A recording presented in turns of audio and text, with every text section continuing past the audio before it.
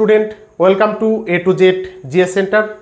A to Z GS সেন্টারের আজকের আলোচনার বিষয়বস্তু ভারতীয় সংবিধানের একটি গুরুত্বপূর্ণ পাঠ ডিপিএসপি বা রাষ্ট্রের নীতি নির্দেশমূলক তথ্য। তাহলে আমরা দেখব এই ডিপিএসপি ভারতীয় সংবিধানের কত নম্বর ভাগে রয়েছে এবং কত নম্বর ধারায় এ সম্পর্কে আলোচনা করা হয়েছে।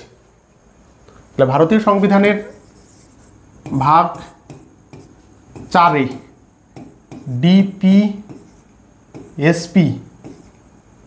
সম্পর্কে আলোচনা করা হয়েছে।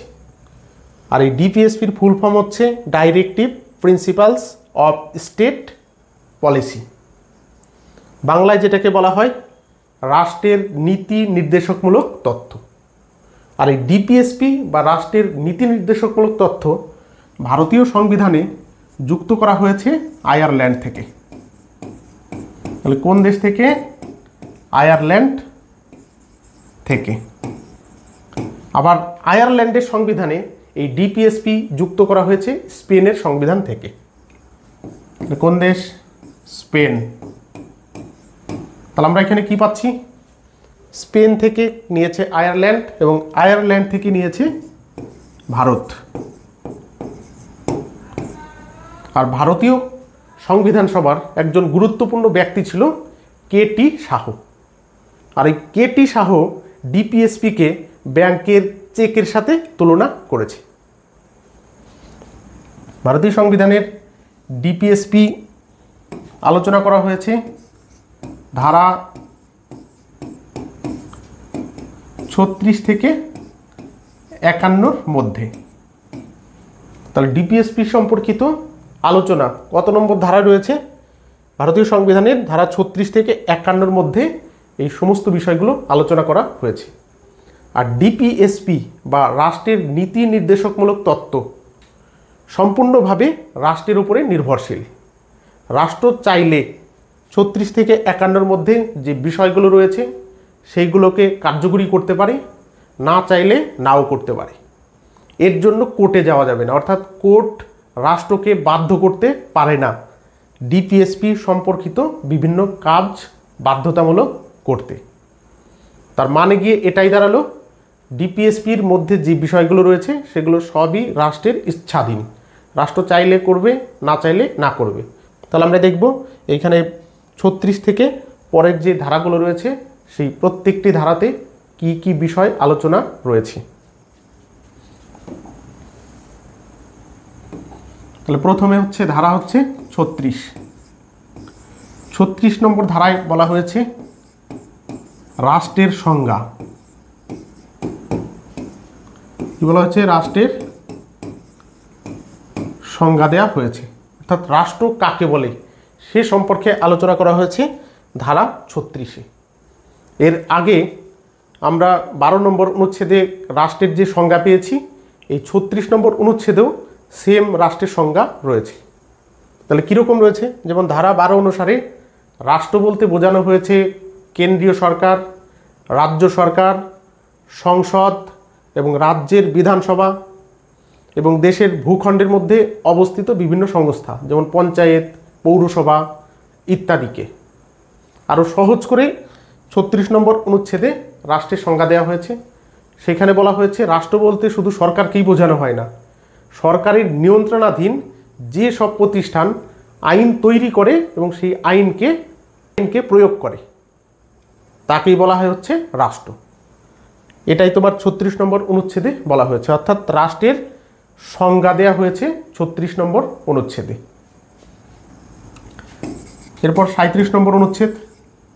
37 নম্বর অনুচ্ছেদে বলা হয়েছে ডিপিএসপিকে আদালতের মাধ্যমে বাধ্যতামূলক কার্যে রূপান্তরিত করা যাবে না, তবে সরকার যে নীতি এবং সামাজিক কাজকর্ম করবে সেইগুলো ডিপিএসপি অনুসরণ করে করবে।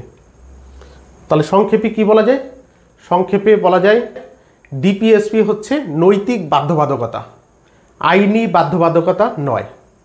অর্থাৎ ডিপিএসপির বিষয়গুলো রাষ্ট্র চাইলে প্রয়োগ করতে পারে বা কার্যকরী করতে পারে, আবার না চাইলে নাও কার্যকরী করতে পারে।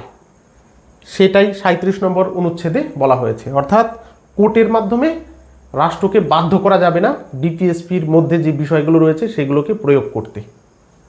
এটাই 37 নম্বর অনুচ্ছেদে বলা হয়েছে। 38 নম্বর অনুচ্ছেদ বা ধারা, 38 নম্বর ধারাতে বলা হয়েছে ডিপিএসপির প্রধান কাজ বা উদ্দেশ্য হচ্ছে লোককল্যাণ। এক্ষেত্রে সামাজিক, অর্থনৈতিক এবং রাজনৈতিক সাম্য প্রতিষ্ঠার মাধ্যমে এই লোককল্যাণের কথা বলা হয়েছে। অর্থাৎ সামাজিক সাম্য যদি প্রতিষ্ঠা হয়, সমাজের সকল মানুষ যদি সমান হয়, আর্থিক দিক দিয়ে সকল যদি সচ্ছল হয়, রাজনৈতিকভাবে সকলে যদি স্বাধীনভাবে থাকতে পারে, তাহলে আমাদের যে সাম্য সেটা প্রতিষ্ঠিত হবে। আর ডিপিএসপি 38 নম্বর ধারাতে সেই বিষয়ে বলা হয়েছে, অর্থাৎ লোকের যাতে কল্যাণ হয় বা ভালো হয় সেই সমস্ত পরিকল্পনাগুলো 38 নম্বর ধারায় সরকারকে বলা হয়েছে করতে। তবে সরকার আগেই বলা হয়েছে সরকার এগুলো করতে বাধ্য নয়, ইচ্ছা হলে করতেও পারে, নাও করতে পারে। তবে সরকার সাধারণত এই ডিপিএসপির যে বিষয়গুলো রয়েছে সেগুলো অনুসরণ করেই কাজ করে থাকে। তাহলে 38 নম্বর অনুচ্ছেদ লোককল্যাণ। তাহলে লোককল্যাণকে কটা ভাগে ভাগ করা হয়েছে? সামাজিক, অর্থনৈতিক এবং রাজনৈতিক সাম্য, যেটা 38 নম্বর অনুচ্ছেদে বিশদে আলোচনা করা হয়েছে। এরপর রয়েছে 39 নম্বর ধারা। 39 নম্বর ধারায় বলা হয়েছে সমকাজে সমবেতন। সমকাজ সমবেতন। 39 নম্বর ধারায় সমকাজ সমবেতন, অর্থাৎ স্ত্রী বা পুরুষ যেই হোক না কেন কাজ যদি একই হয় তাহলে উভয়কে সমান হারে বেতন বা মাইনে দিতে হবে। কোথায় বলা হয়েছে? 39 নম্বর অনুচ্ছেদে বলা হয়েছে। এছাড়া পরবর্তী সময় এই 39 নম্বর অনুচ্ছেদে আরও একটি উপধারা যুক্ত হয়, সেটা হচ্ছে 39A। আর 39A-তে বলা হয়েছে সকলের ন্যায় পাওয়ার অধিকার রয়েছে, বা সরকার সকলকে ন্যায় দান করবে। আর এই ন্যায় দান করার জন্য সকলকে আইনি সহায়তা দেওয়ার কথা 39A-তে বলা হয়েছে। আমরা জানি লোয়ার কোর্ট, হাইকোর্ট বা সুপ্রিম কোর্টে লিগাল অফিস রয়েছে, আর সেই লিগাল অফিসে উকিল পাওয়া যায়। সেখান থেকে উকিল যদি নেওয়া হয় তারা কোনো অর্থ বা ফিস নেয় না। তাহলে এটা কারা প্রদান করে থাকে? সরকার প্রদান করে থাকে। কত নম্বর অনুচ্ছেদ অনুসারে? 39-এর এ অনুসারে। তার মানেটা হচ্ছে এই, যার টাকা পয়সা নেই বা আর্থিকভাবে দুর্বল, তাহলে তার ন্যায় কিভাবে পাবে? সেই ন্যায় পাওয়ার জন্য সরকার 39-এর এ অনুসারে তাকে আইনি সহায়তা দান করতে বদ্ধপরিকর থাকে। আর এই অনুসারেই লিগাল অফিস থেকে বিভিন্ন উকিল সাধারণ মানুষকে, যাদের আর্থিকভাবে দুর্বল, উকিল রাখার ক্ষমতা নেই, তাদেরকে প্রোভাইড করা হয় বা প্রদান করা হয়, এবং তাদের হয়ে সরকারি উকিল তোমার কোর্টে কাজ করে থাকে। কত? 39-এর এ অনুসারে। আমরা এরপরে দেখব যে 40 নম্বর অনুচ্ছেদে কি বলা হয়েছে। 40 নম্বর অনুচ্ছেদে বলা হয়েছে পঞ্চায়েত। কি বলা হয়েছে? পঞ্চায়েত।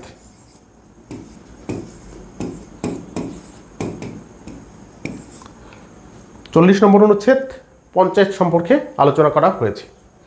সংবিধানে পঞ্চায়েতি ব্যবস্থা থাকবে কি না সেই সম্পর্কে সংবিধান রচনাকালে গান্ধীজি এবং ডক্টর বি.আর. আম্বেদকরের মধ্যে বিবাদের সৃষ্টি হয়। গান্ধীজি তার মতবাদ দেয় যে সংবিধানে অবশ্যই পঞ্চায়েত ব্যবস্থা থাকা দরকার, অর্থাৎ রাষ্ট্রে বিভিন্ন জায়গায় বা বিভিন্ন গ্রামে পঞ্চায়েত ব্যবস্থা থাকবে। আর বি.আর. আম্বেদকর যুক্তি দিয়েছিল যে সংবিধানে পঞ্চায়েত ব্যবস্থা রাখার কোনো দরকার নেই।